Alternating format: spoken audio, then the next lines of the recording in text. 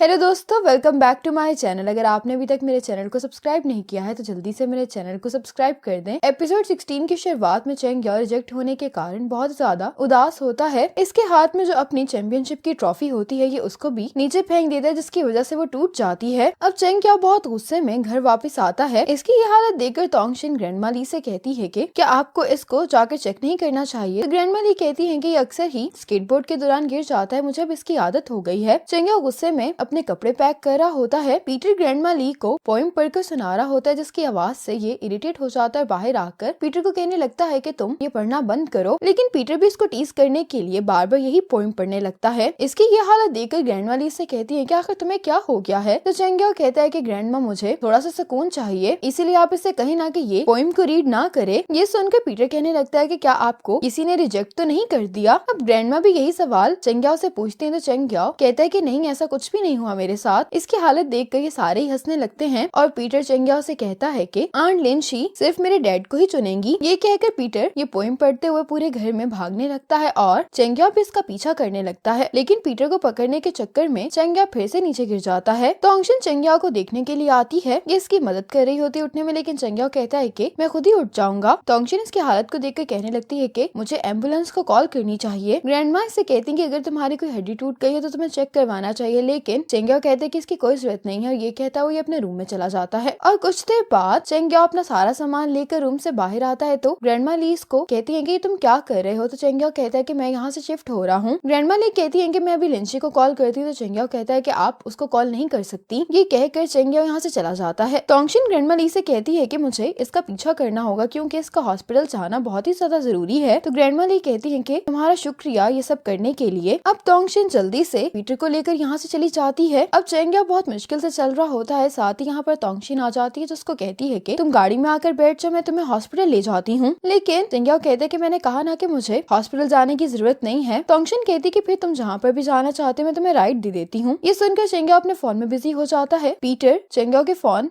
पर देखते हुए अपनी मॉम को बताता है कि ये अपने लिए होटल बुक कर रहा है। ये सुनकर तोंगशिन भी कार से बाहर आ जाती है। उसको कहने लगती है कि अगर तुम्हारे पास रहने की कोई जगह नहीं है तो तुम फिर मेरे साथ आ जाओ। चेंग याओ कहता है कि तुम मुझे कहाँ पर लेकर जाओगी। तोंगशिन कहती है कि तुम मेरे घर पर रह सकते हो, लेकिन चेंग याओ तोंगशिन की ऑफर को रिजेक्ट कर देता है। तोंगशिन कार में बैठकर चेंग याओ से कहने लगती है कि मुझे ब्लेम मत करना कि मैंने तुम्हें बताया नहीं। कुछ देर बाद बारिश होने वाली है और चेंग याओ से कहती है कि मेरी बेटे की वजह से तुम्हें चोट लगी, इसलिए मैं तुम्हारी केयर कर रही हूँ। ये सुनकर चेंग याओ इसके साथ जाने के लिए मान जाता है। अब तोंगशिन इसको अपने घर पर लेकर आ जाती है। तोंगशिन चेंग याओ को यीचेंग के रूम में रुकने के लिए कहती है तो ये देखकर पीटर कहने लगता है कि मॉम ये तो पापा का रूम है। तो तोंगशिन इसको चुप करने के लिए कहती है। अब रात में यीचेंग चेंग याओ के प्रपोजल वाली वीडियो देख रहा होता है। ये वीडियो देखकर तो यीचेंग को बहुत ज्यादा बुरा लग रहा होता है। इतने में ही तोंगशिन के इसको कॉल आ जाती है। तोंगशिन इसको सारी बात बताती है कि आज क्या हुआ था। यीचेंग सुनकर बहुत गुस्सा होता है। इसको कहने लगता है कि तुम मेरे लव राइवल को मेरे ही रूम में कैसे ठहरा सकती हो। तोंगशिन कहती है कि तुम तो वैसे भी यहाँ से मूव कर गए हो, इसीलिए इस बात का इतना इशू क्रिएट मत करो। यीचेंग कहता है कि मैं कैसे इशू क्रिएट नहीं करूँ। चेंग याओ ने आज पब्लिक में लिंची को प्रपोज किया है। तोंगशिन कहती है कि इसमें ऐसी क्या बात है, लिंची ने तो उसको इनकार कर दिया है ना। यीचेंग कहता है कि पहली दफा में उसने उसको इनकार किया, लेकिन दूसरी दफा वो उसके प्रपोजल को एक्सेप्ट करने से हेजिटेट करेगी और तीसरी दफा वो वाकई में उसका प्रपोजल एक्सेप्ट कर लेगी। तोंगशिन कहती है कि अगर ऐसा कुछ हुआ भी तो फिर तुम्हें अपने आप को ब्लेम करना चाहिए कि तुमने अपनी पूरी कोशिश नहीं की। यीचेंग गुस्से में तोंगशिन से कहने लगता है कि आखिर तुम किसकी साइड पर हो। तोंगशिन कहती है कि मुझे तुमसे कोई बहस नहीं करनी, मैं कॉल बंद कर रही हूँ। यीचेंग तोंगशिन से कहता है कि तुम टीम बिल्डिंग की लोकेशन चेंज कर दो। तोंगशिन कहती है कि ठीक है। अब चेंग याओ अपने मेडिसिन स्प्रे करने की कोशिश कर रहा होता है, लेकिन चेंग याओ से नहीं कर पा रहा होता। इसकी आवाज सुनकर तोंगशिन यहाँ पर आती है। तोंगशिन यहाँ पर पीटर को बुलाती है और कहती है कि तुम्हारी वजह से चेंग याओ को चोट लगी है, इसलिए तुम चेंग याओ की मेडिसिन लगाने में मदद करोगे। ये कहकर तोंगशिन चली जाती है और पीटर चेंग याओ की मेडिसिन स्प्रे करने लगता है। पीटर को भी चेंग याओ के लिए बुरा लग रहा होता है क्योंकि इसको काफी दर्द हो रही होती है। फिर तोंगशिन फ्रूट्स लेकर जब वापस आती है तो ये पीटर से कहती है कि क्या तुम चेंग याओ से कुछ नहीं कहना चाहते। ये सुनकर पीटर चेंग याओ से माफी मांगता है। चेंग याओ कहता है कि इसमें तुम्हारी कोई गलती नहीं थी। इनके यहाँ से जाने के बाद चेंग याओ अपने आप से कहने लगता है कि मुझे नहीं मालूम था कि यीचेंग के रिलेटेड लोग इतने अच्छे होंगे। अब लिंची जब वापस घर पर आती है तो यीचेंग अपने दरवाजे में खड़ा होता है। लिंची से कहता है कि मैं तुम्हें कुछ दिखाना चाहता हूँ। लिंची कहती है कि क्या ये काम से रिलेटेड है। तो यीचेंग कहता है कि तुम्हें खुद खुद ही मालूम हो जाएगा। अब लिंशी इसके घर के अंदर आ गई होती है और यीचंग इसको चेंग्याओ के स्केटबोर्ड इवेंट की वीडियो दिखा रहा होता है। लिंशी इसको पॉज करके यीचंग से कहती है कि इससे तुम्हारा क्या मतलब है। यीचंग कहते हैं कि उसने तुमसे आज अपना लव कन्फेस किया है ना। लिंशी कहती है कि मुझे नहीं लगता कि अपनी पर्सनल लाइफ के बारे में भी मुझे तुम्हें रिपोर्ट देने की जरूरत है। यीचंग जज्बाती होकर कहने लगता है कि चेंग्याओ बहुत यंग है, वो भला प्यार के बारे में क्या जानता है। लिंशी इसकी बात सुनकर कहने लगती है कि मुझे तो लगता है कि तुम्हें और चेंग्याओ को पेयर बना लेना चाहिए, तुम दोनों एक दूसरे के लिए काफी सूटेबल रहोगे। यीचंग कहते हैं कि ये तुम कैसी बातें कर रही हो। लिंशी कहती है कि मैं सोने के लिए जा रही हूँ। यीचंग इसको जाता हुआ देख कर कहने लगता है कि मेरे कंधे में बहुत दर्द हो रही है। लिंशी से पूछती है कि क्या हुआ, तो यीचंग कहता है कि मेजो आइलैंड में तुमने मेरे शोल्डर को अपने कुशन के तौर पर इस्तेमाल किया था, तो अब उसकी वजह से मुझे दर्द हो रही है। लिंशी इसको ऐसे देखकर यीचंग को बैठने के लिए कहती है, तो यीचंग कहता है कि नहीं, इसकी जरूरत नहीं है, तुम जाकर रेस्ट कर सकती हो। यही कहता हुआ यीचंग लिंशी के पास आकर बैठ भी चाहता है। अब लिंशी इसका मसाज करने लगते हुए पूछती है कि क्या तुम अब पहले से बेहतर फील कर रहे हो, तो यीचंग कहता है कि मुझे तो बहुत मजा आ रहा है। ये सुनकर लिंशी इसको मारती है और गुस्से में यीचंग को देखने लगती है। यीचंग लिंशी से कहता है कि क्या मैं वो पहला शख्स हूँ जिसको तुमने ये ट्रीटमेंट दिया है। लिंशी कहती है कि नहीं। यीचंग जज्बाती होकर कहने लगता है कि क्या वो चेंग्याओ है, तो लिंशी जाते हुए कहती है कि नहीं, मेरे डैड। अब लिंशी जब घर पहुंचती है तो ग्रैंडमा ली तोंगशिन से चेंग्याओ के बारे में बात कर रही होती है। लिंशी ये बात सुनकर ग्रैंडमा ली से पूछती है कि चेंग्याओ के साथ क्या हुआ है, तो ग्रैंडमा ली इसको सारी बात बता देती है। लिंशी जब अपने रूम में आ जाती है तो इसको चेंग्याओ की फिक्र हो रही होती है, तो ये इसको कॉल कर लेती है, लेकिन चेंग्याओ इसकी कॉल नहीं उठाता। अगले दिन यीचंग जब काम पर आता है तो यहाँ पर मिस चैन अपनी टीम के साथ मौजूद होती है। यीचंग ये देखकर पूछता है कि यहाँ पर क्या हो रहा है, तो मिस चैन इसको बताती है कि मैं यूयी पर डॉक्यूमेंट्री शूट कर रही हूँ। यीचंग कहता है कि तुम ये कैसे शूट करोगी। मिस चैन कहती है कि तुम्हें कुछ नहीं करना, तुम लोगों को नॉर्मली ही काम करना है, मैं बस तुम लोगों के काम के कुछ शॉट्स लूंगी। अब लिंशी भी ऑफिस में जब जा रही होती है तो चैन इसको हाय बोलती है। लिंशी को चैन अच्छी नहीं लगती होती। चैन यीचंग को माइक्रोफोन पहनने के लिए दे रही होती है, तो यीचंग लिंशी को बताने लगता है कि चेन शाओ यूयी के लिए डॉक्यूमेंट्री शूट कर रही है। ये सुनकर लिंशी कहती है कि फिर आपको अपना काम करना चाहिए, कहकर ये चली जाती है। अब मीटिंग स्टार्ट हो गई होती है, लेकिन अभी तक चेंग्याओ यहाँ पर नहीं आया होता और इसके साथ ही यहाँ पर चेंग्याओ आ जाता है। चेंग्याओ आते ही लिंशी को अपना काम दे देता है। अपना काम सबमिट करवाने के बाद चेंग्याओ यहाँ से जाने लगता है, तो लिंशी सबसे कहती है कि ये मीटिंग यहीं पर खत्म होती है, हम लंच ब्रेक के बाद मीटिंग को कंटिन्यू करेंगे। जब सब लोग यहाँ से चले जाते हैं तो लिंशी चेंग्याओ से कहती है कि मुझे तुमसे बात करनी है। चेंग्याओ उसकी बात सुनने के लिए बैठ जाता है। लिंशी उसको कहती है कि तुम वापस घर आ जाओ, तुम्हें तोंगशिन को परेशान करने की कोई जरूरत नहीं है, मैं ग्रैंडमा ली का घर छोड़कर चली जाती हूँ। चेंग्याओ कहते हैं कि ऐसा करने की कोई जरूरत नहीं है, मैं अपनी मर्जी से गया हूँ। लिंशी चेंग्याओ से कहने लगती है कि तुम्हारी उम्र में जो प्यार होता है वो असल में प्यार नहीं होता। हो सकता है तुम मेरे जैसे किसी इंसान से पहली दफा मिले हो, इसलिए तुम्हें मुझसे मिलकर इतना अच्छा लगा हो, लेकिन ये सच्चा प्यार ना हो। चेंग्याओ कहते हैं कि तुमने मेजो आइलैंड से आने के बाद फैसला कर लिया है। लिंशी कहती है कि अगर तुम्हें यीचंग के साथ काम करना अच्छा नहीं लगता तो मैं ऑफिस बात करके तुम्हारा ट्रांसफर हेडक्वार्टर्स में करवा देती हूँ। ये बात सुनकर चेंग्याओ को अच्छा नहीं लगता। ये लिंशी से कहता है कि मैं यीचंग से बहुत नफरत करता हूँ, लेकिन मैं कभी भी अपने काम की रिस्पॉन्सिबिलिटी से नहीं भागूंगा। लिंशी कहती है कि मुझे माफ कर दो, मैंने तुम्हारे बारे में गलत सोचा। चेंग्याओ कहते हैं कि तुमने मुझे रिजेक्ट कर दिया, लेकिन फिर भी मैं तुम्हें वार्न करूंगा। तुम्हें यीचंग और चेन शाओ के बारे में मालूम है ना, वो तुम्हारे साथ भी खेल रहा है और चेन शाओ के साथ भी। लिंशी की ये बात सुनकर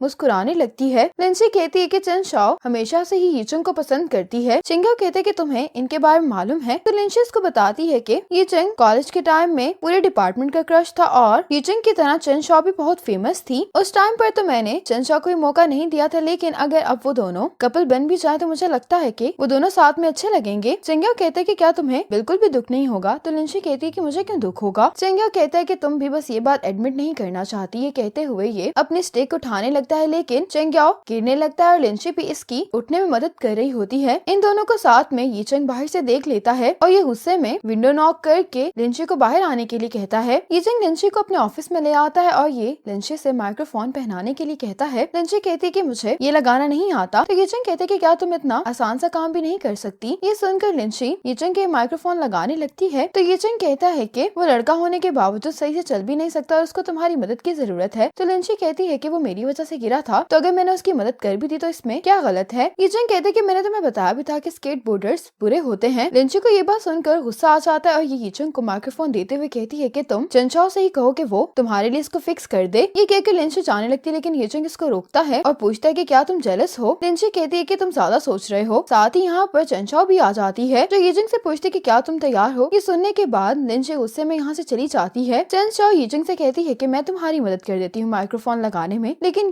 चंग ये माइक्रोफोन चंशाओ को देते हुए कहता है कि तुम ये मामाओ को दे दो। अब चंशाओ जब ये माइक्रोफोन मामाओ को देने के लिए आती है तो ये मामाओ से पूछती है कि क्या तुम जानते हो कि ये चंग अब कहाँ पर शिफ्ट हुआ है। तो मामा कहता है कि हाँ, लेकिन आप क्यों पूछ रही हैं? चंशा कहती कि डॉक्यूमेंट्री के लिए हमें कुछ घर के भी सीन्स रिकॉर्ड करने हैं। ये सुनकर मामा इसको यीचंग का एड्रेस बता देता है। मामा चंशाओ से कहता है कि मैं इसके बारे में यीचंग को बता देता हूँ। तो चंशा कहती है कि मैं ये सरप्राइज शूट करना चाहती हूँ, तभी हम यीचंग का नेचुरल रिएक्शन शूट कर पाएंगे। इसके बाद सैटरडे को चंशा यीचंग के घर जब आ रही होती है तो रास्ते में इसकी मुलाकात लिंची से भी हो जाती है। लिंची इसको देखकर कहती कि तुम यहाँ पर क्या कर रही हो? तो चंशा कहती है कि मैं यीचंग से मिलने के लिए आई हूँ, मेरा इंतजार कर रहा है। ये देखकर लिंची को बिल्कुल भी अच्छा नहीं लगता। यीचंग जब दरवाजा खोलता है तो इसको यहाँ पर देखकर कहने लगता है कि तुम यहाँ पर क्या कर रही हो? चंशा कहती है कि मैं तुम्हारे घर के कुछ सीन्स रिकॉर्ड करने वाली थी, लेकिन रास्ते में मुझे मेरे कैमरामैन की कॉल आई कि वो आज नहीं आ पाएगा। ये कहकर चंशा इसका घर देखने लगती है। यीचंग चंशा से कहता है कि अगर हम आज शूटिंग नहीं कर रहे तो मैं तुम्हारा वक्त जाया नहीं करूंगा, और ये इसको जाने के लिए कहता है। ये सुनकर चंशा कहती है कि हम लोग 10 साल पुराने क्लासमेट्स हैं, क्या अब हम मिलकर खाना भी नहीं खा सकते? इतने में लिंची अपने घर वापस जा रही होती तो यीचंग कहता है कि हम पुराने क्लासमेट्स लंच कर रहे हैं तो तुम भी हमें ज्वाइन करो। लिंची कहती है कि इसकी कोई जरूरत नहीं है। तो यीचंग कहता है कि हम एक दूसरे को इतने लंबे टाइम से जानते हैं, क्या हम सैटरडे को साथ में खाना भी नहीं खा सकते?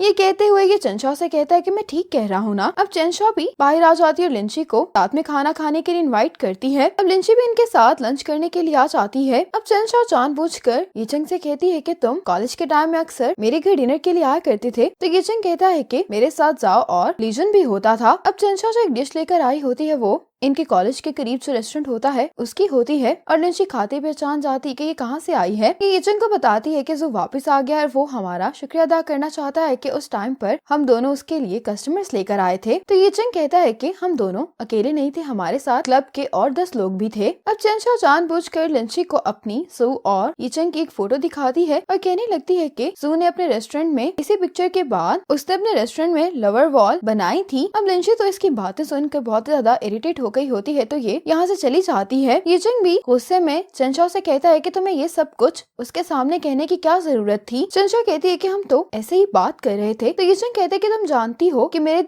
दिल में अभी भी लिंची के लिए फीलिंग्स हैं और तुमने जानबूझकर ये सब बातें की ताकि हमारा पैचअप ना हो पाए। लिंची अपने रूम में आ जाती है लेकिन ये बहुत ही अपसेट फील कर रही होती है। यीचंग चंशा से कहता है कि अगर मेरा और लिंची का पैचअप ना भी हुआ तब भी हम दोनों कभी भी साथ नहीं हो सकते। ये सुनकर चंशा को बहुत बुरा लगता है और यहाँ से चली जाती है। अब तोंगशन पीटर के पास आती है जो इटालियन क्लासेस ले रहा होता है और ये और कोई नहीं बल्कि चेंग्याओ की वीडियो से देख रहा होता है। पीटर अपनी मॉम को बताता है कि चेंग्याओ एक बहुत ही अच्छा टीचर है। ये सुनकर तोंगशन इससे काफी इम्प्रेस होती है। इसी मोमेंट पर एपिसोड 16 खत्म हो जाती है।